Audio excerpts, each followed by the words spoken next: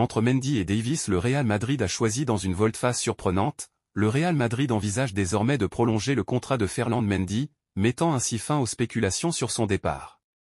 Contesté pour ses problèmes physiques et les rumeurs de recrutement d'Alphonso Davies, le latéral français a su convaincre Carlo Ancelotti de ses qualités. Les dirigeants madrilènes, face aux demandes de leur entraîneur et aux bonnes performances de Mendy, s'apprêtent à entamer des discussions pour étendre son contrat au-delà de juin 2025.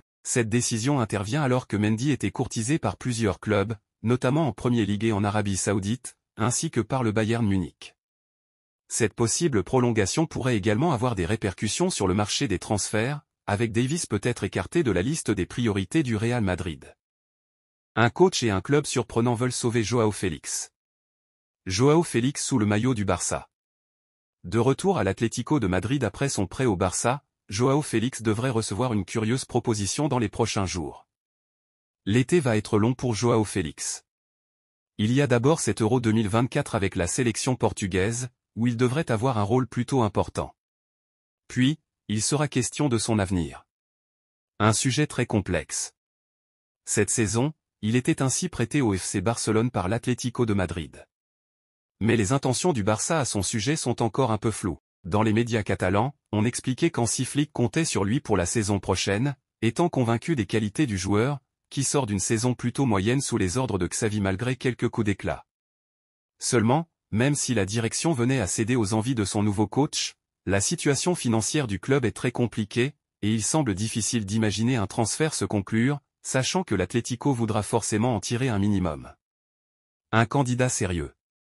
Un nouveau prêt est aussi envisageable, mais là aussi, cela risque de ne pas convaincre les colchoneros d'un point de vue financier. Pire, il y aura de la concurrence. Comme l'indique le média Fanatique, il y a un autre club qui est arrivé en force dans ce dossier. C'est Fenerbahçe, le club turc. José Mourinho, qui vient d'y être nommé entraîneur, a déjà validé la piste Félix. Il serait ravi de pouvoir compter sur l'international lusitanien de 24 ans pour cette nouvelle aventure. Les deux clubs ont déjà discuté d'une opération Félix dans le cadre des négociations pour Salar Soyuncu, défenseur prêté par les Madrilènes au Fener que les Stambouliotes veulent conserver. Mais clairement, la piste turque est très sérieuse pour Félix. Jude Bellingham dévoile qui est le meilleur milieu de l'histoire pour lui et ce n'est pas Zinedine Zidane. Jude Bellingham va disputer l'Euro 2024 avec l'Angleterre après avoir remporté la Ligue des Champions. Son idole de jeunesse est Zinedine Zidane mais ce n'est pas le meilleur de l'histoire pour lui. Bellingham est l'un des favoris au Ballon d'Or. Jude Bellingham a dévoilé qui était le meilleur milieu de l'histoire. Le Real Madrid a une réserve de légendes impressionnantes au milieu de terrain. Pour Jude Bellingham, deux d'entre elles apparaissent comme les meilleures de l'histoire à leur poste. Jude Bellingham risque d'irriter une partie des supporters français du Real Madrid. Pour lui, le légendaire numéro 10 des Bleus, Zinedine Zidane, est son idole de toujours mais pas le meilleur milieu de l'histoire. L'international anglais a préféré plébisciter Toni Kroos et Luka Modric aux dépens d'Andrea Pirlo, Andrés Iniesta, Xavi et Zizou. Bellingham a affirmé ne pas être capable de les départager, c'est comme papa et maman, impossible de choisir. Un choix cornélien comme pour beaucoup de passionnés madrilènes. Bellingham Ballon d'Or en cas de sacre de l'Angleterre à l'Euro 2024. Le terrible Jude fait partie des favoris annoncés pour le Ballon d'Or 2024. Bellingham pourrait passer au même supérieur s'il venait à remporter l'Euro 2024 avec l'Angleterre. Ses rivaux actuels sont ses coéquipiers au Real Madrid, Vinicius Junior et Toni Kroos aux côtés de Kylian Mbappé, celui qui vient de signer à la Casablanca. Tout dépendra du parcours des uns des autres durant ce championnat d'Europe en Allemagne et la Copa América aux États-Unis. La sale soirée pour Kylian Mbappé. L'équipe de France a fait son entrée en lice dans l'Euro ce lundi soir et tout ne s'est pas idéalement passé pour les Madrilènes. On s'y attendait mais la première mauvaise nouvelle a été confirmée, Eduardo Camavinga n'a pas été titularisé par Didier Deschamps malgré l'absence d'Aurélien Tchouaméni et malgré le manque de compétition d'Adrien Rabiot. Ce dernier a été préféré au Madrilène qui est quand même entré en jeu à 20 minutes de la fin du match tandis que Ferland Mendy est resté sur le banc. Au moment de son entrée en jeu, le plus dur avait déjà été accompli puisque grâce à une fulgurance de Kylian Mbappé sur le côté droit, les Bleus ont ouvert le score bien aidé par le malheureux défenseur de l'Autriche qui a marqué contre son camp. Mbappé, en sang. Décisif sur le but de l'équipe de France, Kylian Mbappé n'a néanmoins pas tout réussi et il a notamment manqué une grosse occasion qui aurait pu tuer le match plus tôt mais qu'importe, car c'est surtout la santé du Français qui préoccupe après cette rencontre. En effet, après un duel dans la surface autrichienne, le Madrilène a dû céder sa place en raison d'un coup malheureux reçu dans le nez. Un nez qui a beaucoup saigné et qui était dans un très mauvais état sur les images captées par les diffuseurs. Selon les premières informations de TF1 qui a sondé le staff médical des Bleus, il est probable que le nez de Kylian Mbappé soit fracturé. De quoi menacer l'Euro pour le Français? A priori non, mais il devra jouer avec un masque de protection. Le successeur de Toni Kroos au Real Madrid, le Real Madrid se prépare à accueillir un gros talent argentin pour renforcer son milieu de terrain. Alexis Mac Allister, qui s'est rapidement imposé à Liverpool après son arrivée de Brighton pour plus de 40 millions d'euros, est désormais dans le viseur du club madrilène. Le champion du monde argentin a prouvé sa valeur en Premier League, attirant l'attention des plus grands clubs européens.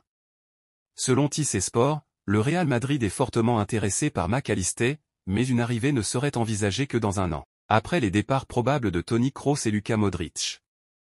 Auteur de 6 buts et 7 passes décisives en 45 matchs cette saison, Mac Allister possède les qualités idéales pour prendre la relève.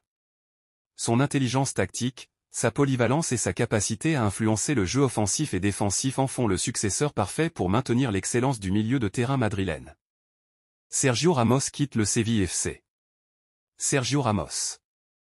Revenu en Espagne après une courte pige en France du côté du Paris Saint-Germain, l'international espagnol a joué les premiers rôles avec le Séville FC et a effectué 37 apparitions, 7 buts, toutes compétitions confondues. Cependant, son contrat avec la formation andalouse arrivait à son terme à la fin du mois de juin, alors que le joueur de 38 ans est courtisé par de nombreuses équipes exotiques et notamment par un club de Major League Soccer, San Diego, prêt à lui offrir un contrat en or. Ce lundi, le Séville FC a confirmé la tendance en annonçant que Sergio Ramos a informé le Séville FC qu'il ne resterait pas au club de Nervión la saison prochaine, après avoir réalisé son rêve de retourner dans le club où il s'est développé en tant que joueur et où il a obtenu le statut d'international senior. Le Sevilla FC souhaite remercier Sergio Ramos pour son engagement, son leadership et son dévouement cette saison, et lui souhaite bonne chance pour son prochain défi professionnel. Man City, Erling Haaland vaudrait 1 milliard d'euros. Haaland. Erling Haaland va entamer une 3e saison sous les couleurs de Manchester City. Son agente, Rafaela Pimenta, a confirmé que son joueur continuerait chez les Sky Blues.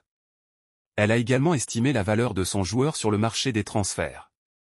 Pour elle, son joueur vaudrait 1 milliard d'euros, un prix qu'elle justifie dans une interview pour Flash Score.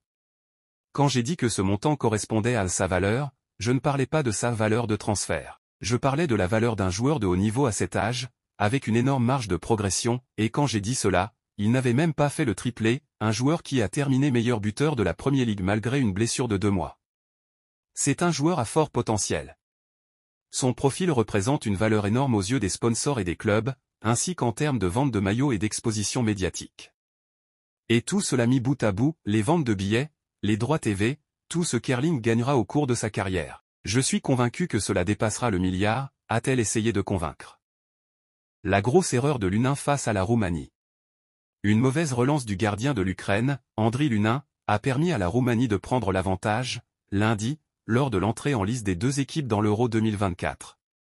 Andriy Lunin, héros du Real Madrid à l'Etihad Stadium contre Manchester City pour sa prestation dans les buts, a réalisé une belle saison en club pendant la blessure de Thibaut Courtois, jusqu'à ce que le Belge réapparaisse lors des derniers matchs de championnat, mais a en revanche bien mal débuté le championnat d'Europe. Nicolae Stanciu a ouvert le score pour la Roumanie, dont il est le capitaine.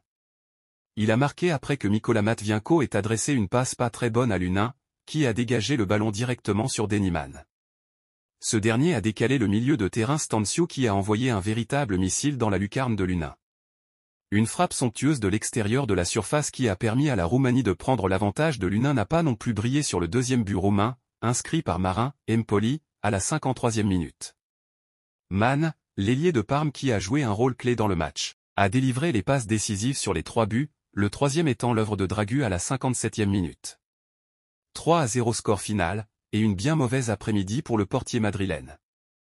Mercato, un prix spécial annoncé au FC Barcelone pour Luis Diaz et Nico Williams.